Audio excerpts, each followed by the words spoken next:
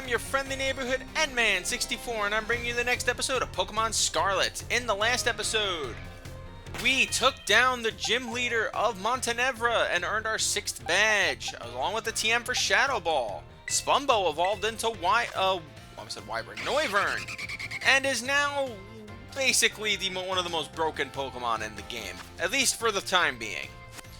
Eventually, I figure we'll have to get some more Pokemon to, fill out the ranks, but for the time being, we have school things to do, and in terms of doing some things at school, we have to talk to our friendly neighborhood nurse, Miriam. She is one of our favorite non-teachers, after all. Oh, hey, Mikey. Sorry, were you looking for me? I've been away from the nurse's office lately. Did you need something from me? I always need something from you. How did you get your hair to be that purple? I love it. Are your Pokemon hurt? Just a sec. There you go. A little first aid. You must really be having an adventure out there, judging from those scrapes and cuts. Huh? Oh yeah, I guess it's pretty unusual for me to be out of the nurse's office like this. Well, I'm actually doing a bit of studying. Thought I'd try my best at the health teacher certification exam one more time. You can do it. Just so you know, it's totally not because I'm inspired by a certain somebody working hard at their treasure hunt, okay? Well, maybe I am a bit. Just a little. So, thanks, yeah. Uh-oh, my break time's almost over. I know I'll be cheering you on, Mikey. I'll be cheering you on too, sweetie. You feel trusted by Nurse Miriam. Fantastic. Okay, that was nice. But we've got classes to take. Our 4th level of all of these classes. Let's start with Mr. Jacques' Biology. The only test I didn't ace last time. I'm so ashamed. I'm so ashamed.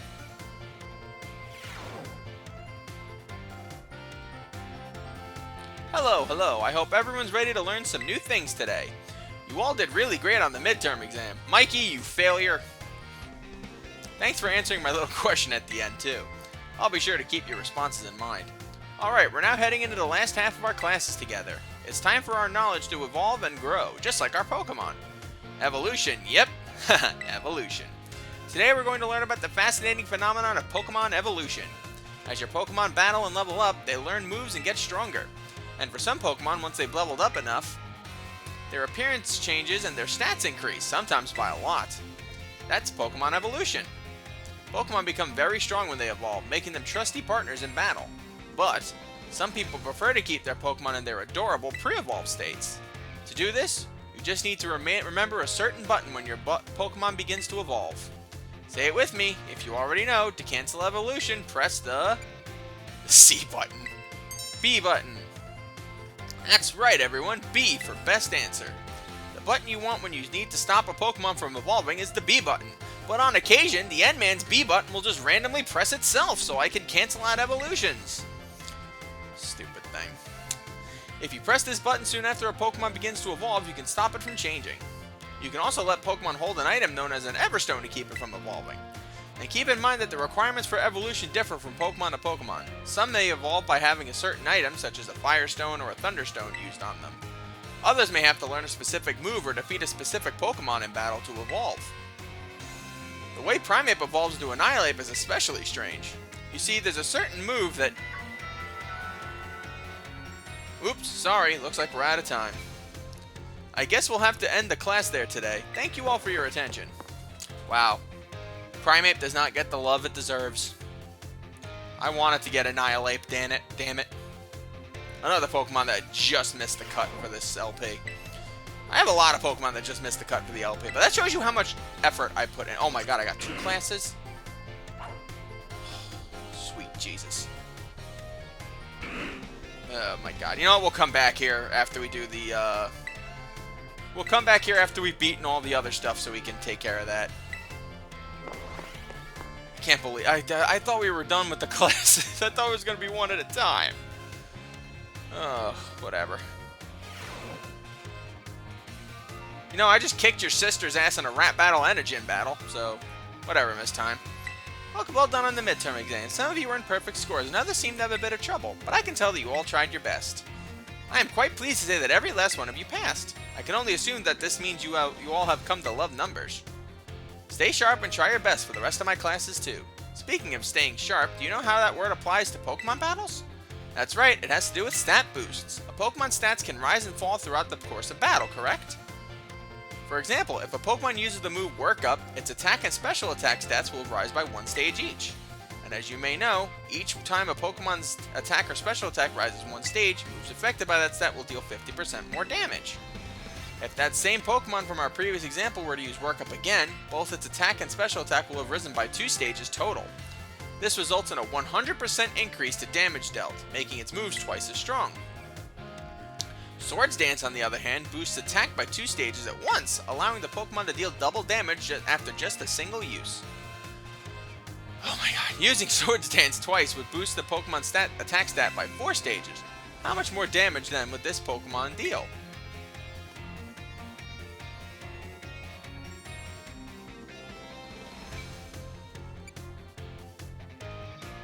Wait a minute. I think it's triple damage. Oh cool, I was right. I did the math right. Wow, that's great. You answered this difficult question with ease, Mikey.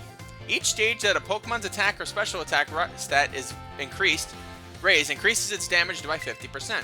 So being raised 4 stages would result in a 4 times 50% or 200% increase. The base damage of a move is 100%, so adding 200 gives us 300. In other words, the next move the Pokemon uses will deal triple damage. Tight matchups, critical hit damage, and other factors all play into these calculations as well, so even a small boost must be taken seriously. By the way, if a stat simply rose, it means it has gone up by 1 stage. If it rose sharply, that's 2 stages. If it rose drastically, that's 3 stages. Just so you know, the X attack and special attack items, which can only be used in battle, can be used to sharply boost those respective stats. Oh my, is that the bell? That's all for now. What a shame. Today's lesson was a little difficult, so be sure to review what you've learned in order to stay sharp. I'll see you all again next class. Goodness gracious. Gracious goodness. Alright. History. With Miss Ryfort.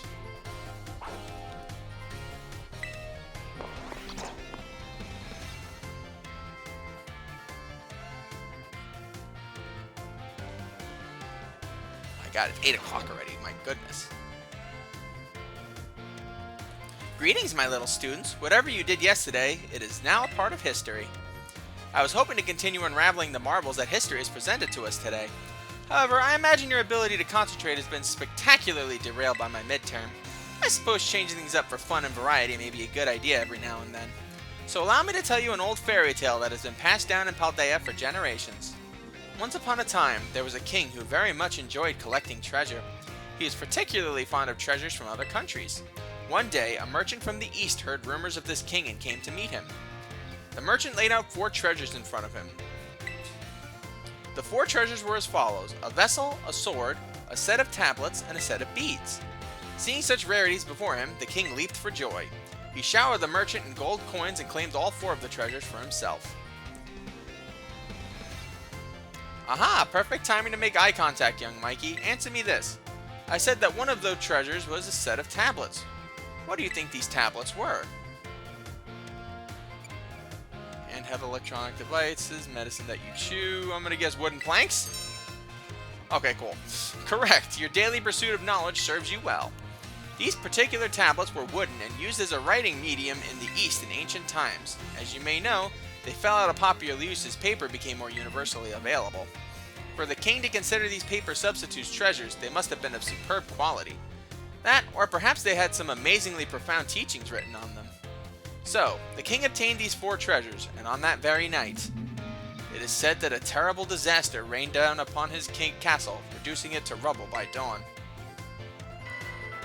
Oh, is that the time already? I wasn't done with my story, but alas. So ends today's lesson. If you're interested in how the story ends, you may come to see me outside class hours. Damn, now I want to know. Is she around? Is she around? I want to talk to her. I want to know how that story ends. Oh, thank God she's here. Miss Ryford, you better not leave me hanging. I want to know how that story ends. Why, if it isn't Mikey from Class 1A, are you perhaps interested in the rest of the old tale I told you in class? Absolutely. It is convenient that you would take the bait I presented in class. A vessel, a sword, a set of tablets, and a set of beads. After attaining these 4 treasures, the king's castle was destroyed. Why, you ask? Because these 4 treasures were actually 4 Pokémon. As these Pokémon were passed from human hand to human hand as treasures, they slowly became tainted by hubris and greed. Finally, after coming in contact with the rapacity of the king at that time, they awakened as disasters and began to rampage out of control. The king called for renowned Pokémon wielders to defend the country, and after a fierce battle, these incarnations of disaster were quelled. It is said that these 4 Pokémon were then sealed away somewhere in Paldea. So what do you think? Would you say the story is just make-believe? Knowing how Pokemon functions, I'm going to say absolutely not. Very astute of you. I have read many historical disaster reports, personal journals, and the like. There is much to support the truth of this story. If I am able to prove the story's veracity myself, I will be sure to let you know. You became even closer with Miss Ryford. Yay! That was a notable little bounce back. What about the other ones? Ooh, missed time. That's cool. Anybody else? Doesn't seem to be. Okay, back to classes. Can we just do 2 classes days in a row? That's gonna definitely derail this LP, but if we have this many classes available, I don't know. We'll figure it out. We'll figure it out. Now to my least favorite class. With the guy who likes to speak nothing but French to us because he's a jack-off. And it's weird that he has an Alolan Raichu on the backboard, and there's no Alolan Raichu in this game. Unless you friggin' transfer it over. How did you like the midterm exam? You all did really great. We're halfway there, and now time for another lesson. Are you ready? I'll be a suck-up, fine. Oui! Très bon response. Great answer. Merci, my friends. I knew I could count on you, stars. Leading up to the midterm, we learned all sorts of words from different regions. Starting today, though, I'll be throwing a curveball, for we begin listening comprehension. Voici. Go for it, my assistant, Pikachu. As you just heard, Pokemon can also use words to communicate. It's not always easy for us to understand them, but their words have meaning just as ours do. Pokemon can use language to share all kinds of information with each other, like the location of food or wherever there may be predators nearby. The same Pokemon's cries may sound different depending on what it wants to say. I'm sure you're all curious. So, today, that is, let's learn some Pokemon language. If you would be so kind, Pikachu. What emotion do you suppose Pikachu was trying to convey just now? Happiness. Oh, nope. Sorry, Mikey, that's not right. Pokemon language is hard, isn't it? When Pikachu says... He's freaking smiling! Come on, that's a crock of shit. It's using its angry voice. That's right, I had my little Pikachu here pretend to be angry for us. Don't you think he did a great job? Give Pikachu a round of applause, everybody. The same Pokemon can even communicate its feelings in many different ways. Their voices change depending on their mood and physical condition. Try listening more carefully to Pokemon. You may gain a deeper understanding of them. That having been said, Pokemon are quite mysterious creatures. Some actually don't communicate with words at all, but instead use things like electromagnetic or ultrasonic waves. Some even use telepathy. And now, apropos of nothing, let me give you all one of my wise words of advice. If you poke at your Pokemon too many times while watching them during picnics, they'll get mad at you like Pikachu just demonstrated. I didn't even know you could poke them when you give them bats. Oh, whatever. Well, adios. See you later, everyone. Yeah, I'm not reading those. This guy doesn't deserve it. This guy don't deserve it.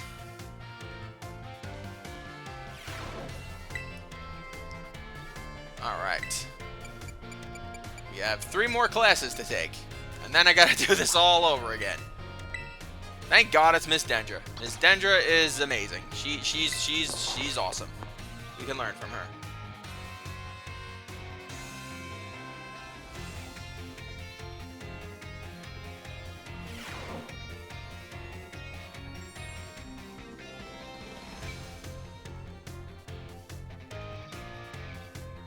Alright, another day, another round of battle study. Let's get right to it. You all gave everything you had on the midterm exams. Well done.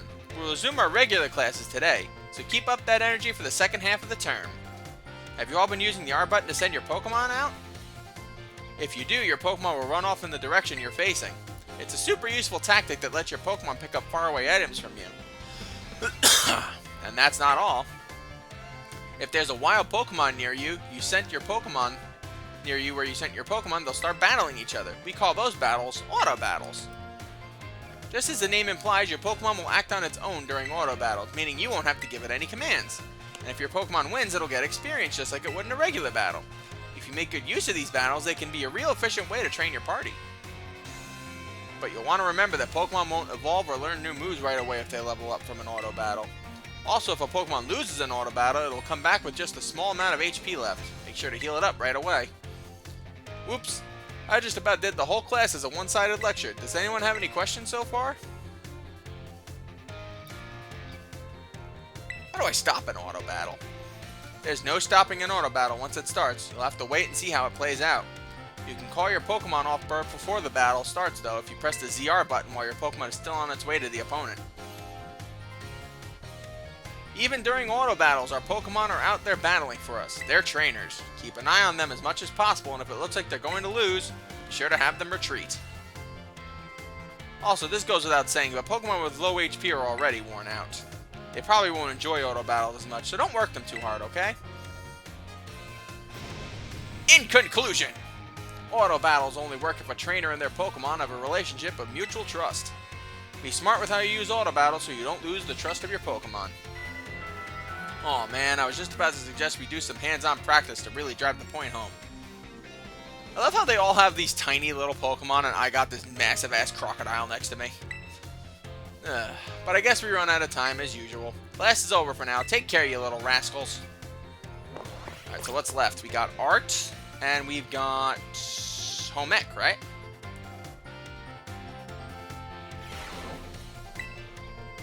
In that order? I think Home Ec would be last. Yep, Art and Home Ec. Art with my psychotic art teacher. I hope that little Gibble's there. Gibble's adorable.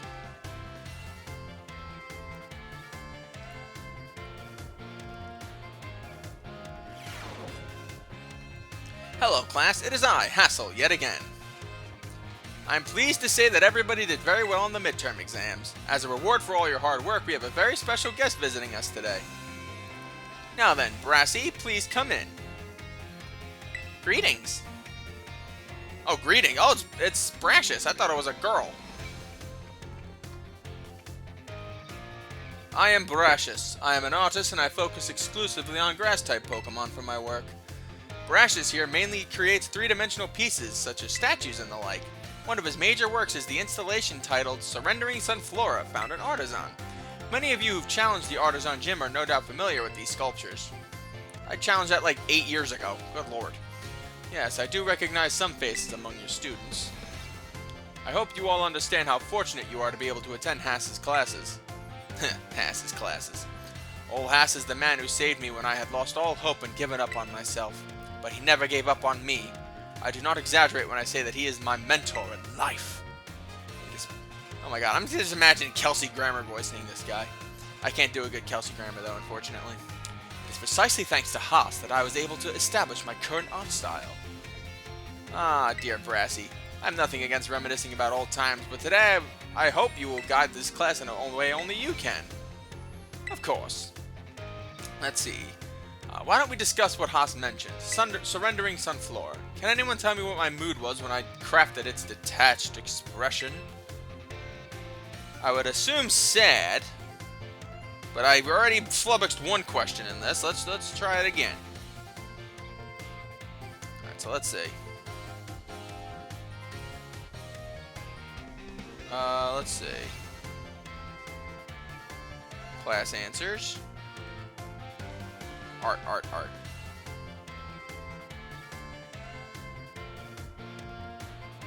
No, not fine. What? Why would you do finals? I'm here for freaking class answers, you chads.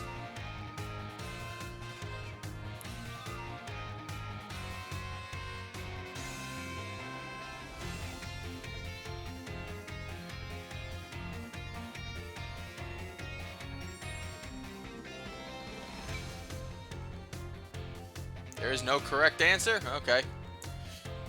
That's what you're saying. I'm gonna assume sad. No. Completely and utterly wrong. When I made that sculpture, I had surrendered all hope. I was prepared to give up everything. I had resolved to give up my life as an artist if that piece did not receive proper recognition. Hence the name Surrendering Sunflora? That's exactly it, Haas. When I started out as an artist, I experienced many hardships. I even became deathly ill and fell into a slump that drove me to desperation.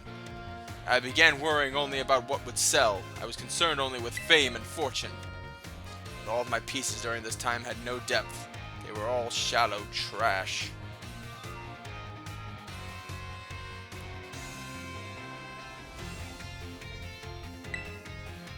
It was then that I met Haas. He helped me realize how petty I was being. I'll spare you the details, but in the end I was able to leave all that behind. And that is also where I crafted the Sunflora. Remarkable, even I did not know the full story until now. This kind of thing is hard to tell someone, especially when they are so close to you. Now, I don't doubt that you adolescents will often find your heads crowded with worries. My advice to you is simple. Be honest with yourself and do whatever your heart desires. So long as you don't cause trouble, that is. That is all from me. I must admit I am beginning to feel a bit embarrassed, so I bid you farewell, Haas. And farewell to your pupils as well. Oh, Brassy, I can't believe it. Such a wonderful class. Thank you so much. Oh, good lord. Alright.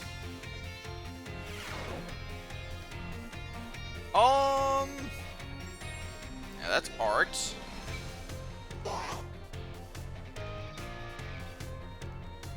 I don't know why they did that to me. That was messed up. Not gonna lie. If that's not the right answer and I got yelled at by some stupid Kelsey grammar bastard. Alright, let's go see Kaiser Permanente.